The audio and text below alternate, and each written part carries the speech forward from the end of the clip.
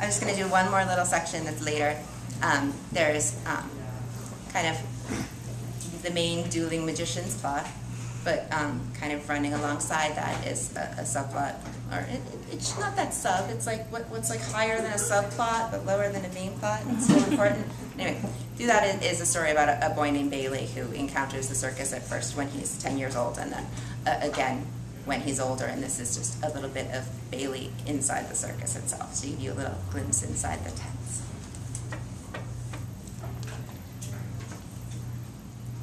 The particular path he chooses to wander down has no obvious doors.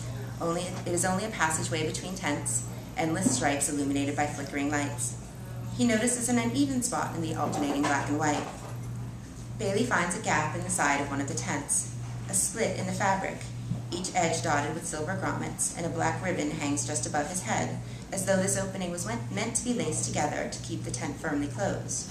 He wonders if some circus member forgot to relace it. Then he sees the tag. It is the size of a large postcard attached to the black ribbon, the way one might attach a gift card to a present. The tag hangs loosely a few feet off the ground. Bailey turns it over. The picture side shows a black and white etching of a child in bed covered in fluffy pillows and a checkered quilt, not in a nursery but under a star-sprinkled night sky. The opposite side is white, with elegant calligraphy in black ink. It reads, "Bedtime stories, eventide rhapsodies, anthologies of memory. Please enter cautiously and feel free to open what is closed." Bailey cannot tell if the tag refers to the break in the tent or if it has been misplaced from some other tent. Most of the tents have prominently placed signs in painted wood and entrances that are clearly defined or marked. This one seems as though it was not meant to be found. Other patrons pass by on their way from one part of the circus to another, too absorbed in their conversations to notice and contemplating a postcard-sized tag by the side of a tent. Tentatively, Bailey pulls the unlaced flaps apart, enough to peek inside to try to discern if this is indeed a separate circus attraction and not the back of the acrobat tent or some sort of storage area. He can make out only several twinkling lights and shapes that could possibly be furniture.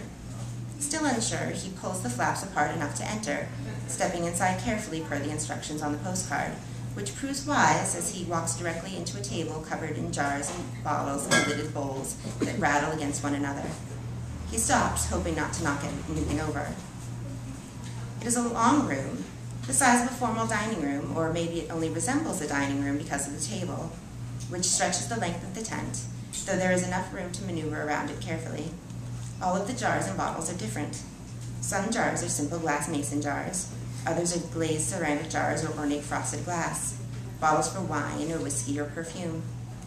There are silver-lidded sugar bowls and containers that look rather like urns. They appear to be in no particular pattern or order. They are simply strewn across the table. There are additional jars and bottles around the periphery of the room as well, with some on the ground and some on boxes and tall wooden bookshelves. The only element that correlates the room with the picture on the tag is the ceiling. It is black and covered with tiny twinkling lights. The effect is almost identical to the upward view of the night sky from outside. Bailey wonders how all of this might relate to a child in bed or to bedtime stories as he walks around the table. He recalls what the tag said about opening things, wondering what could possibly be inside all of these jars. Most of the clear glass ones look empty. As he reaches the opposite side of the table, he picks one at random, a small, round ceramic jar glazed in black with a high shine and a lid topped with a round curl of a handle. He pulls the lid off and looks inside. A small wisp of smoke escapes, but other than that, it is empty. As he peers inside, he smells the smoke of a roaring fire, a hint of snow and roasting chestnuts. Curious, he inhales deeply. There's the aroma of mulled wine and sugared candy, peppermint and pipe smoke, the crisp pine scent of a fir tree, the wax of dripping candles. He can almost feel the snow, the excitement and the anticipation, the sugary taste of a striped candy. It is dizzying and wonderful and disturbing. After a few moments, he replaces the lid and puts the jar carefully back on the table. He looks around at the jars and bottles, intrigued but hesitant to open another. He picks up a frosted glass mason jar and unscrews the silver metal lid. This jar is not empty but contains a small amount of white sand with shifts on the bottom. The scent that wafts from it is the unmistakable scent of the ocean, a bright summer day at the seashore. He can hear the sound of waves crashing against the sand, the cry of a seagull. There is something mysterious as well, something fantastical. The flag of a pirate ship on the far horizon, a mermaid's tail flipping out of sight behind a wave. The scent and the feeling are adventurous and exhilarating, with the salty tinge of a sea breeze. Bailey closes the jar, and the scent and the feeling fade, trapped back inside the glass with its handful of sand. Next, he chooses a bottle from the shelf on the wall, wondering if there is any distinction between jars and bottles on the table and the ones that surround it, if there is an indiscernible filing system for these curious containers. This bottle is tall and thin, with a cork held in place by a silver wire. He removes it with some difficulty, and it opens with a popping noise. There is something in the bottom of the bottle, but he cannot tell what it is. The scent wafting from the thin neck is bright and floral, a rose bush full of dew-dripping blossoms, the mossy smell of garden dirt. He feels as though he is walking down a garden path. There's the buzzing of bees and the melody of songbirds in the trees. He inhales more deeply, and there are other flowers along with the roses, lilies and irises and crocuses. The leaves of the trees are rustling in the soft, warm wind, and the sound of someone else's footsteps falling not far from his own. The sensation of a cat brushing past his legs is so genuine that he looks down expecting to see it, but there is nothing on the floor of the tent but more jars and bottles. Bailey puts the cork back in the bottle and returns it to its shelf. Then he chooses another. Tucked in the back of one of the shelves is a small bottle, rounded with a short neck and closed with a matching glass stopper. He picks it up carefully. It is heavier than he had expected. Removing the stopper, he is confused, for at first the scent and the sensation do not change. Then comes the aroma of caramel, wafting on the crisp breeze of an autumn wind. The scent of wool and sweat makes him feel as though he is wearing a heavy coat with the warmth of a scarf around his neck. There is the impression of people wearing masks. The smell of a bonfire mixes with the caramel. And then there is a shift.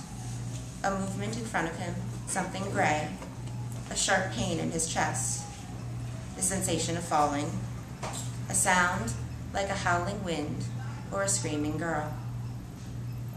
Bailey puts the stopper back, disturbed. Not wanting to end on such an experience, he places the strange little bottle back on its shelf and decides to choose one more before leaving. He picks one of the bottles on the table this time, a polished wood box with a swirling pattern etched into its lid. The inside of the box is lined with white silk. The scent is like incense, deep and spiced, and he can feel smoke curling around his head. It is a hot, dry desert air with pounding sun and powder-soft sand. His cheeks flush from the heat and from something else. The feel and the sensation of something luscious as silk falls across his skin in waves. There is music that he cannot discern, a pipe or a flute, and laughter, a high-pitched laugh that blends harmoniously with the music. The taste of something sweet but spicy on his tongue.